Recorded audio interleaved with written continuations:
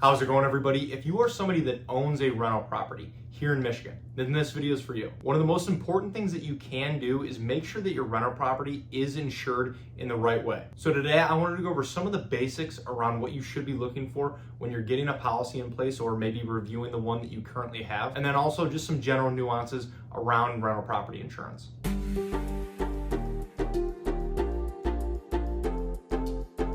Thank you for stopping by. My name is Brian. I'm an independent insurance agent based here in the state of Michigan, Metro Detroit specifically, and I work with businesses on their commercial insurance programs, as well as helping families and individuals with their personal insurance, their home, their auto insurance as well.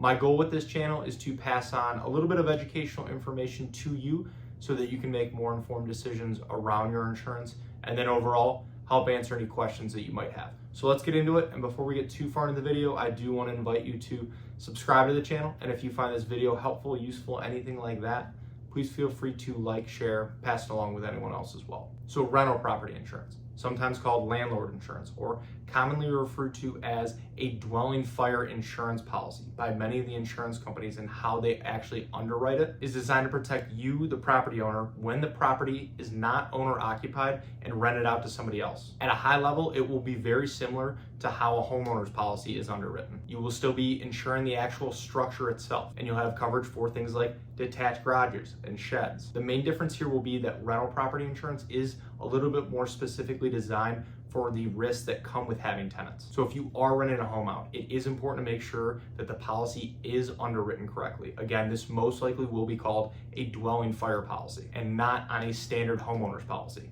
Homeowners insurance is really designed for homes that you actually live in. And if you have that type of policy in place and you're renting the home out and you do have a claim, the insurance company could potentially deny that claim. And then similar to a homeowner's policy, rental property insurance will also include liability coverage on the policy. So this would help protect you as the property owner in case somebody gets hurt on the property, and then there's a lawsuit that follows. And then it will also include the loss of rental income coverage. So if the home ever becomes unlivable after a claim, the tenant has to move out, this coverage can help replace the rent that you would have been receiving while the home is being repaired. Now, a few important things to make sure that you do pay attention to. Just like with a standard homeowner's policy, make sure that the dwelling itself, the structure itself, is insured to its replacement cost value, not just its market value. The replacement cost is what it would take to completely rebuild your home from the ground up if there ever was a total loss. And it's also important to make sure to note how your home is deeded. If it is deeded to an LLC, make sure that the LLC is included as a named insured on the policy. It's a simple but important detail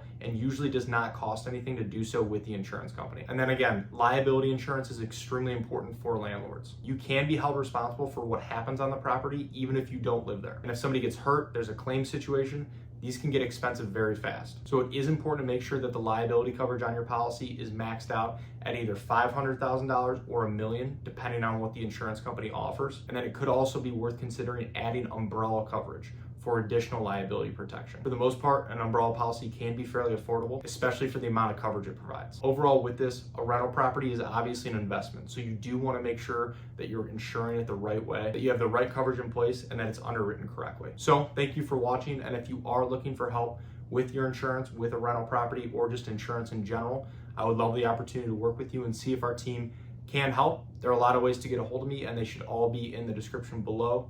Please feel free to text, call, email, fill out a contact form, whatever's easiest. And if you have any other questions about insurance, please feel free to either reach out directly or leave them in the comments below. I would love to help answer those as well. So thank you again.